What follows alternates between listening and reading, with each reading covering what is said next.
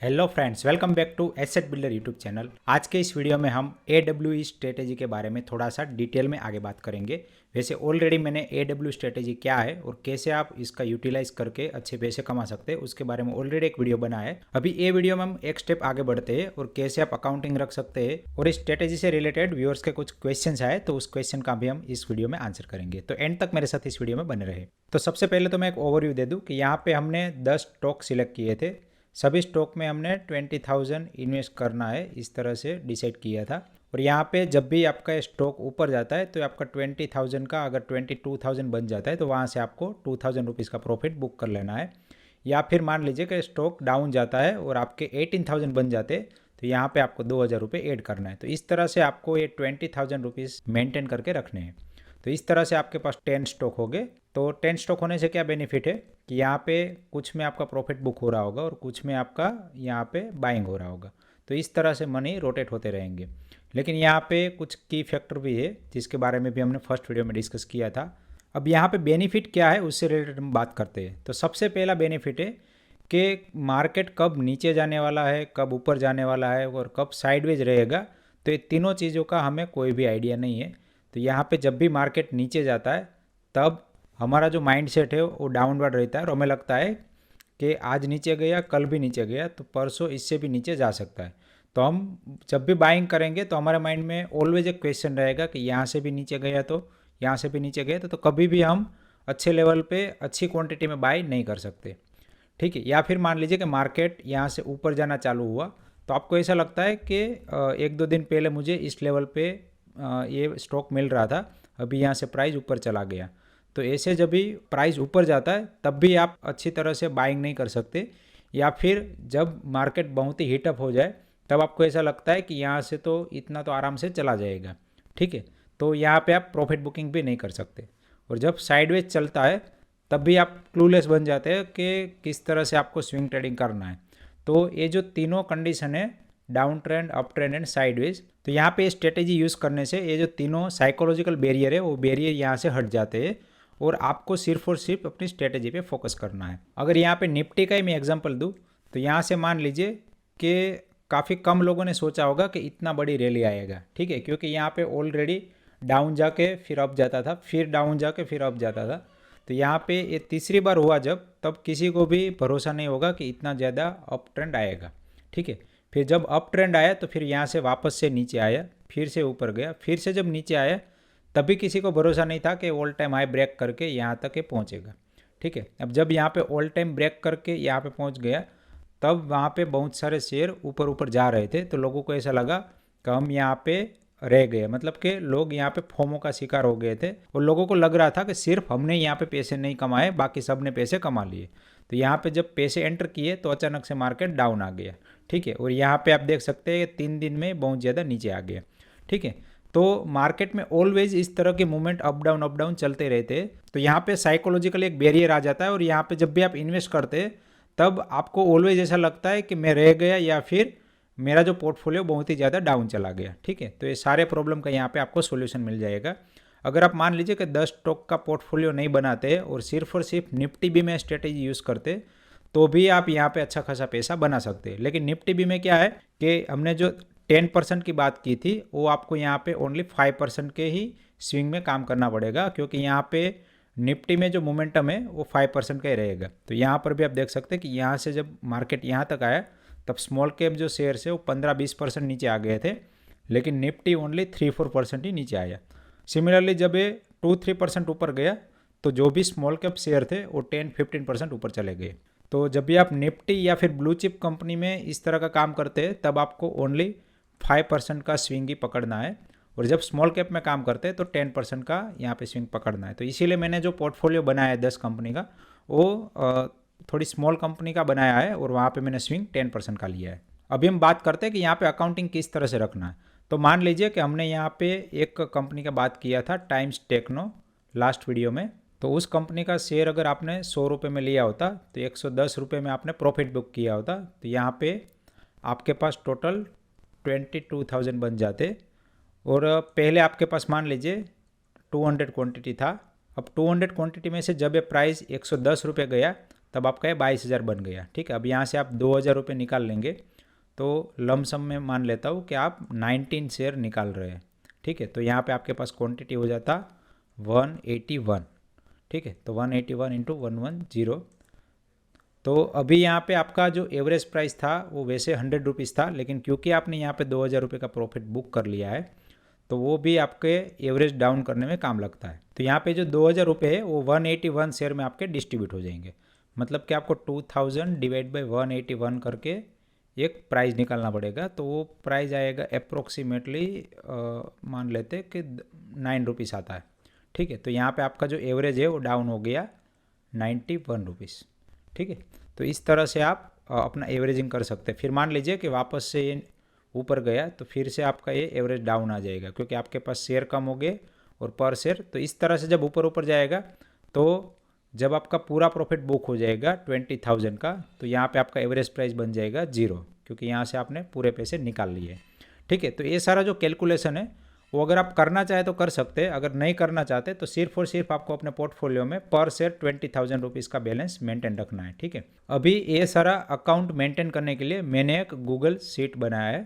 तो एक बार हम गूगल शीट रिव्यू कर लेते हैं कि किस तरह से वो यूज़ करना है। तो यहाँ पे मैंने जो 10 स्टॉक सिलेक्ट किए थे वो 10 स्टॉक ले लिए है, प्लस यहाँ पे करंट मार्केट प्राइस लिया है। अभी एक्चुअली मैं वीडियो रिकॉर्ड कर रहा था 2-3 दिन पहले जब मार्केट गिरा था, तो इसीलिए यहाँ पे सारे जो स्टॉक है उसमें बाइंग एवरेज थोड़ा ज़्यादा दिखा रहा है। अगर एक्चुअली उस दिन मैंने वीडियो बनाया और आज आप देखते तो इसमें सब में आपका प्रॉफिट 6%, 10% इस तरह से हो जाता।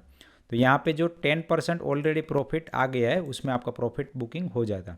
ठीक है, जैसे टाइम्स टेक्नो में आपका प्रॉफिट बुक हो जाता, येस बैंक में हो जाता और अतुल ऑटो में हो जाता। ठीक है, अभी यहाँ पे जेपी पावर में बाइंग एवरेज मैंने एग्जांपल के तौर पे थोड़ा सा ज़्यादा लिया था, तो इसीलिए यहाँ पे माइनस दिखा रहा है। तो यहाँ पे जो वाइट सेल है तो ये वाइट कलर में आप डेटा एंटर कर सकते हैं, और यहाँ पे ये जो नीचे है वो कैलकुलेटर है, तो मैंने एवरेज कैलकुलेशन करने के लिए बनाया। तो मान लीजिए कि आपने 100 शेयर टाइम्स टेक्नो के 200 क्वांटिटी बाई किए होते तो 20,000 में आपके स्टॉक आते।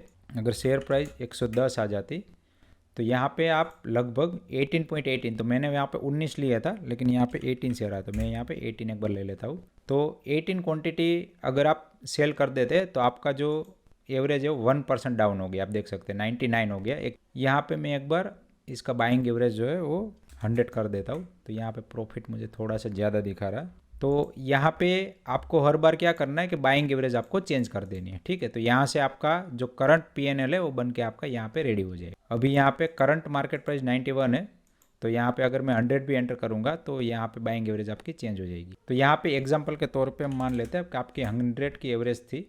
ठीक है, और करंट मार्केट प्राइस यहाँ पे मैंने फॉर्मूला लगाया, लेकिन मान लेते हैं कि 110 करंट मार्केट प्राइस होगी और यहाँ पे क्वांटिटी है 200, तो यहाँ पे आपको इतना फ़ायदा हो रहा है। अभी मान लीजिए कि आपकी एवरेज प्राइस डाउन आ गई 99.99, तो मैं यहाँ पे 99 एवरेज कर देता हूँ। ठीक है, तो यहाँ पे आपका इन्वेस्टेड अमाउंट कितना बन गया, 200 रुपये कम हो गया, और यहाँ पे करंट वैल्यू है थोड़ी सी आपको ज़्यादा दिखा रही है, लेकिन यहाँ पे मेरी क्वांटिटी भी चेंज होगी, तो मैं यहाँ पे क्वांटिटी भी चेंज कर दूंगा। क्वांटिटी मेरी हो जाएगी 182। ठीक है, तो यहाँ पे जो इन्वेस्टेड अमाउंट है मेरा 18,000 हो गया, करंट वैल्यू 20,000 होगी और मेरा 2,000 रुपीज़ का प्रॉफिट बुक हो गया। अभी मान लेते हैं कि फर्दर ये जो स्टॉक है वो 10% का रैली दिखाता है। ठीक है, तो यहाँ पे अभी मेरे पास एवरेज प्राइस 99 है, क्वांटिटी है मेरे पास 182, और अभी करंट प्राइस हो गई 121। ठीक है, 10%। तो यहाँ पे मैं फिर से 16 क्वांटिटी बुक कर सकता हूँ। तो ये आपके ऊपर डिपेंड करता है, 16 या 17, थोड़ा बहुत प्लस माइनस चलता है। तो यहाँ पे फिर से आपकी जो एवरेज प्राइस है 96.88 बन गई। ठीक है, तो यहाँ पे 96.88 आपकी जो टोटल क्वांटिटी है वो क्वांटिटी आपको 16 कम करनी है, 166। ठीक है, और यहाँ पे करंट मार्केट प्राइस है 121 होगी। तो यहाँ पे मैं एडिट कर रहा हूँ, लेकिन एक्चुअल में जब मार्केट में करंट मार्केट प्राइस ऊपर जाएगी तो यहाँ ऑटोमेटिक कैलकुलेट होके आ जाएगा। ठीक है, तो वापस से आपका जो करंट वैल्यूएशन है वो 20,000 बन गया और आपका बुक प्रॉफिट है वो 40,000 हो गया।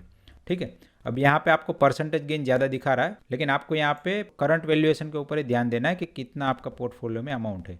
ठीक है, जैसे ही ऊपर जाता है तो आपको बुक कर लेना है। अभी मान लेते हैं कि ये स्टॉक फिर से 10% नीचे आ गया। ठीक है, फॉर एग्जाम्पल 110 हो गया।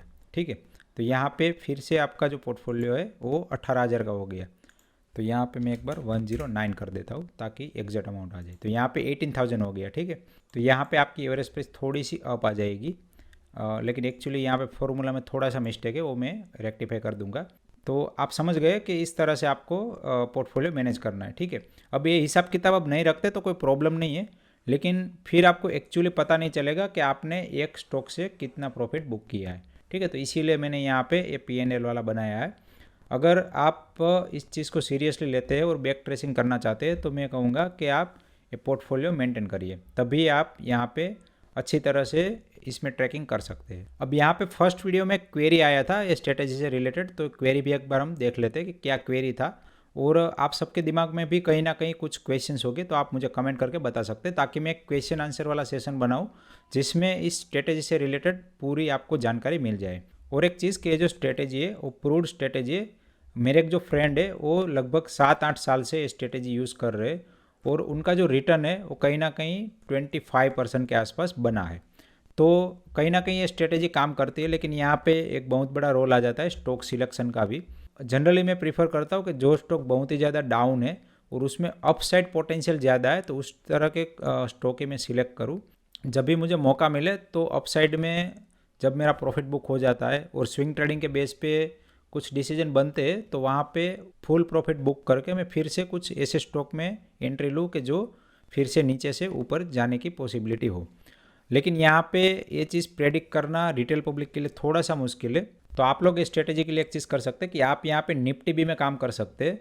तो यहाँ पे मैं एक बार निफ्टी बी का वीकली चार्ट ले लेता हूँ ताकि आपको समझने में थोड़ी सी आसानी हो। तो आप देख सकते हैं कि निफ्टी ऑलवेज ऊपर ही जाता है। तो यहाँ पे एक रेंज बाउंड हो गया था, फिर यहाँ से एक रैली आई, फिर यहाँ पे निफ्टी रेंज बाउंड हो गया, फिर यहाँ पे एक रैली आई, फिर यहाँ पे रेंज बाउंड हो गया, फिर यहाँ पे एक डाउन ट्रेंड आया यहाँ इस रेंज में, फिर यहाँ से एक रैली आई, ठीक है।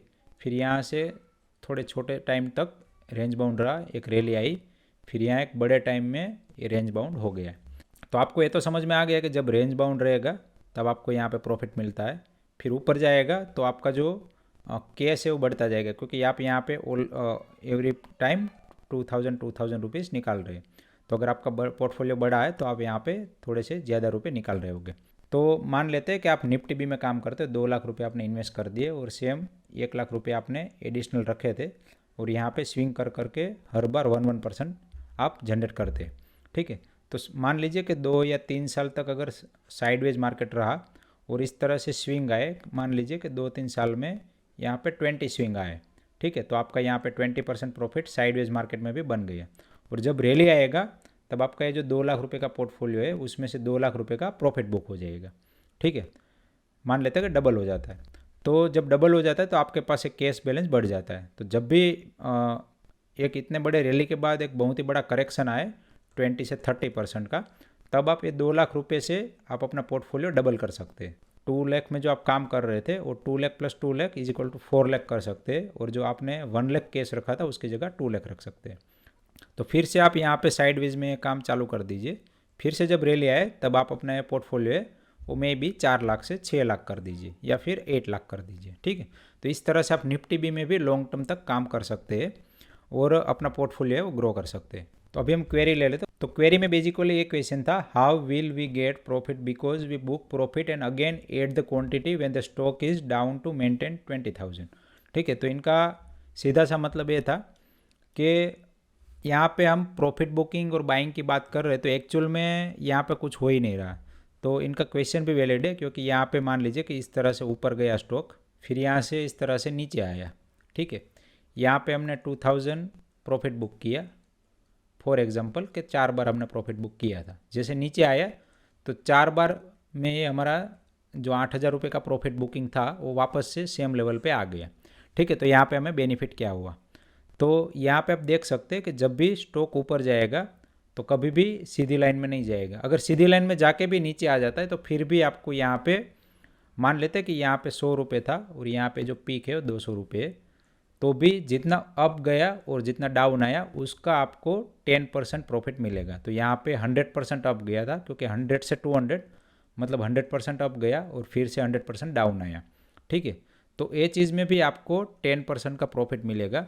लेकिन कभी भी स्टॉक है वो डायरेक्टली ऊपर जाके फिर नीचे नहीं आते, यहाँ पे इस तरह से स्विंग कर करके स्टॉक ऊपर जाता है।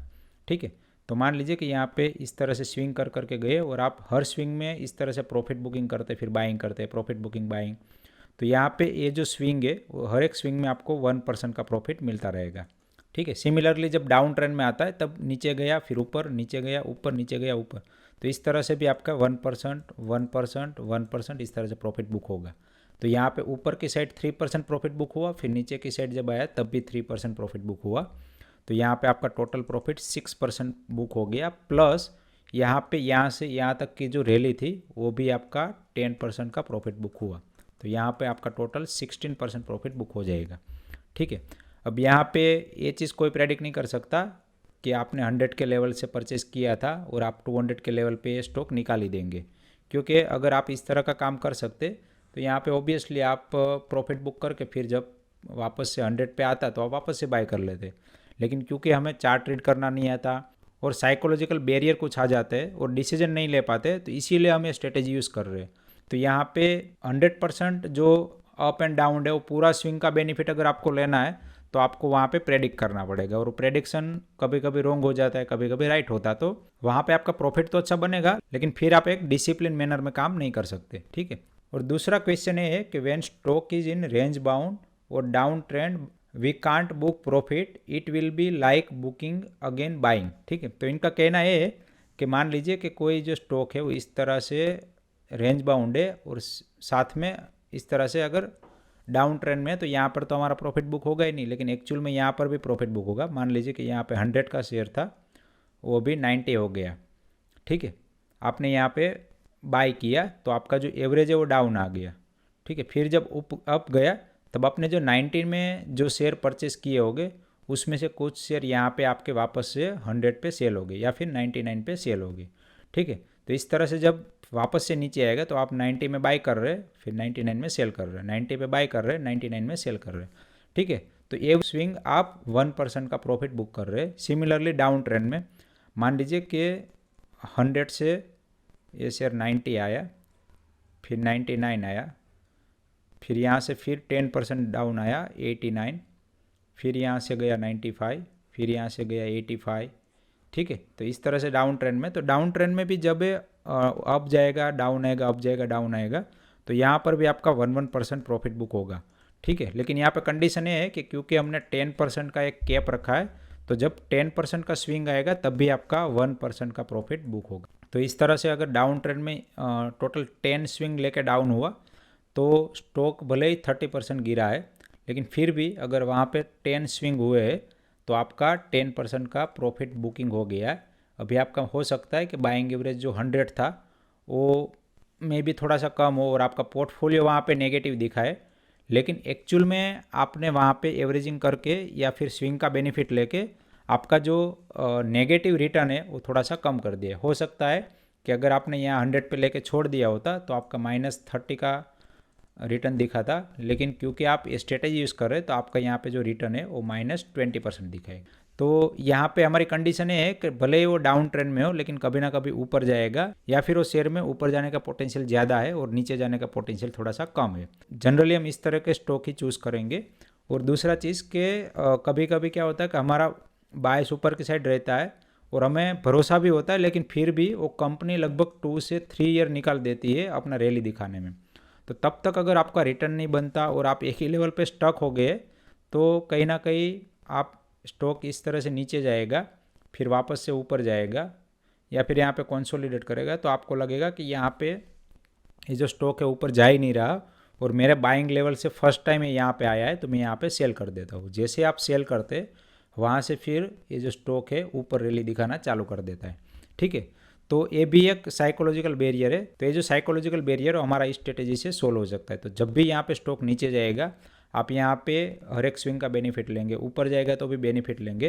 तो ऑलरेडी यहाँ पे जब स्टॉक आएगा तो आप 10 to 20% प्रॉफिट में बैठे होगे अगर 2 से 3 साल तक ये कंसोलिडेट किया है। तो अगर आप अपना रिटर्न देखेंगे तो आप ऑब्वियसली एफडी को तो बीट कर ही देंगे। ठीक है, भले ही मार्केट ने नेगेटिव रिटर्न दिया हो या फिर मार्केट साइडवेज रहा हो, लेकिन आप एफडी को बीट कर देंगे एवरी ईयर।